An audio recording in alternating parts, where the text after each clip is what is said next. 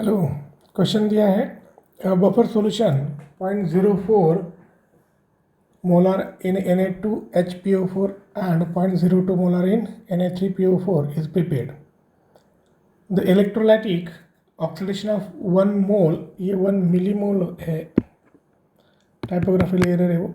This is 1 millimole of organic compound.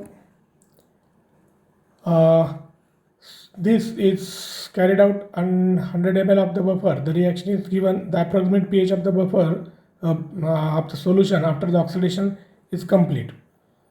Now buffer दिया है पहले. So buffer is given. Buffer क्या क्या दिया है? 0.04 मोलर ये दिया है और 0.02 molar this is given. So you have the concentration, initial concentration आप देख सकते हैं कि Na2HPO4 ये कॉन्सेंट्रेशन है, इसका 0.04 मोलर है, और Na3PO4 इसका कॉन्सेंट्रेशन दिया है 0.02. If 1 millimole of this reaction, अगर ये RNHOH इसका 1 millimole, so 10⁻³ mole in 100 ml, so molarity क्या हो जाएगा उसका into 1000. So this molarity is 10⁻². This is being oxidise. तो फाइनली यहाँ पे कितना H प्लस बनता है वही देखते हैं, बाकी का छोड़ देते हैं क्योंकि हमें H प्लस पे कॉन्सेंट्रेट करना है. तो ये 1 से ये 4 बन रहा है, यानी कि 10⁻² है, तो इसका कॉन्सेंट्रेशन क्या हो जाएगा 4 × 10⁻², विच इज़ 0.04 मोलर.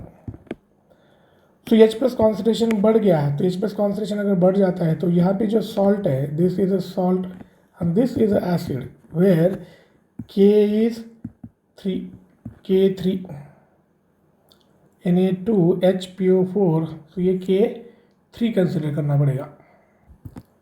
तो ये शुरू की कॉन्सेंट्रेशन है और शुरू में आपका बफर K3 के साथ होगा. अभी 0.04 H प्लस अगर बढ़ गया तो वो क्या करेगा, इस सॉल्ट को कन्वर्ट करेगा पीछे की ओर.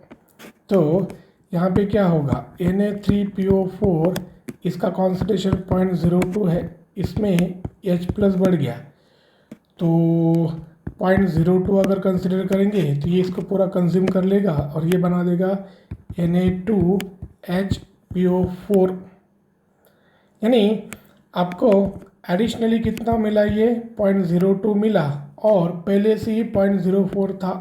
तो 0.04 पहले से ही था, यानी 2HPO4 का फाइनल कॉन्सेंट्रेशन क्या हो जाएगा 0.06 Na2HPO4.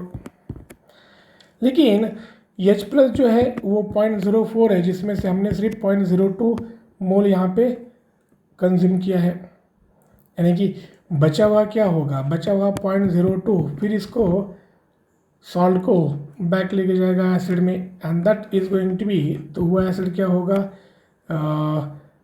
NaH2PO4 ये एसिड होगा.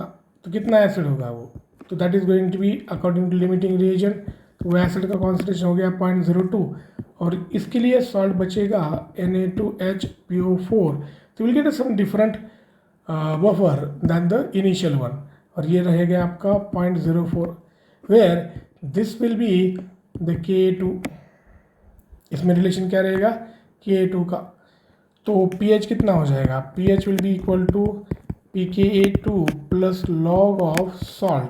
This is the salt Na2HPO4, so 0.04 divided by this is acid. So this comes to be pKa2 is given, pKa2 is 7.20 plus log of this is going to be 2, so log 2 is 3, so आपका answer आएगा 7.5. so after reaction the pH of solution is 7.5.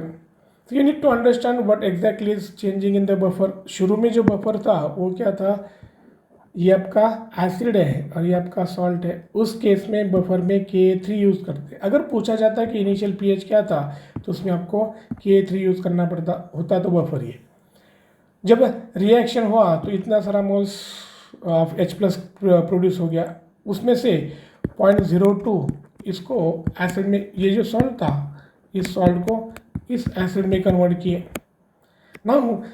इसका concentration कितना हो गया 0.06, क्योंकि शुरू में भी प्रेजेंट था।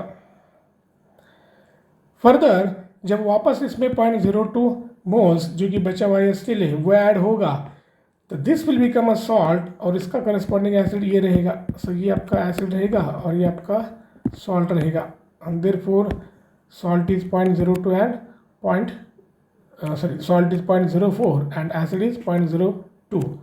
The pH will be 7.5.